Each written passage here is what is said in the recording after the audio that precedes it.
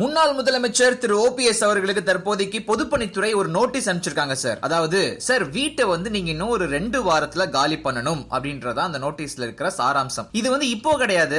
எப்ப தியானத்துல உட்கார்ந்து அதுக்கப்புறம் சசிகலா அவர்களை பத்தி 10% தான் சொல்லியிருக்கேன், இன்னும் 90% பாக்கி இருக்கு அப்படின்னு சொல்லி ஓபிஎஸ் அவர்கள் சொன்னாரோ அப்ப ஆரம்பிச்ச ஒரு பிரச்சனை.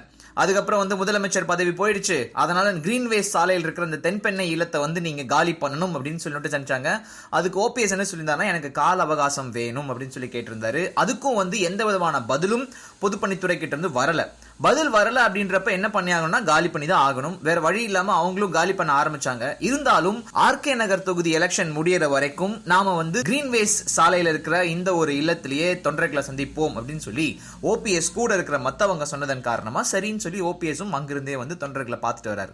இந்த ஒரு விஷயம் தினகரன் தரப்பு கட்டாயமா ஒரு எரிச்சலை கொடுத்திருக்கும். அதனால மறுபடியும் பொதுப்பணித்துறையிலிருந்து ஒரு நோட்டீஸ் வந்திருக்கு, 2 வாரத்துக்குள்ள நீங்க இந்த வீட்டை காலி பண்ணணும் அப்படின்னு சொல்லி. இதுக்கு ஓபிஎஸ் தரப்பு என்ன பண்ண போறாங்க அப்படின்றது கொஞ்சம் பொறுமையா இருந்து பார்க்க வேண்டிய விஷயம் தான். அது ஒரு பக்கம் இருக்க, ஆர்கே நகர் தொகுதி திமுக கேண்டிடேட் திரு மருது கணேஷை ஆதரிச்சு அவருக்காக பிரச்சாரத்தில் ஈடுபட்ட திமுகவோட செயல் தலைவர் திரு ஸ்டாலின் ஒரு பயங்கரமான கேள்வியை கேட்டிருக்காரு.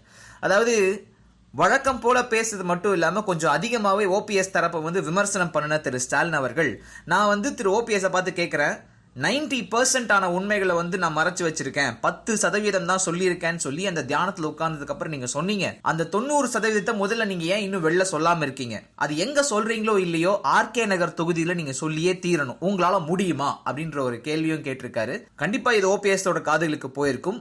அவர் என்ன பதில் சொல்ல போறார் பொறுத்திருந்து தாங்க பார்க்கணும். காந்தி தாத்தாவை பார்த்துக்கிட்டே அப்படின்னா ரூபா நோட்டை பார்க்குறேன், சக்கு சக்கு சக்கு சக்கு சக்குன்னு குத்துறி இல்லை, அதான் ஓட்டை வாங்கிட்டு பின்னாடி குத்துறான்னு. இந்த கருத்தை சொல்றது இவ்வளவு ரெவல்யூஷனரே பேசுறதோட மேட்டு வராது சார். தீபாவோட வீட்டுக்காரு கட்சி தொடங்க அதுக்கு செய்தி.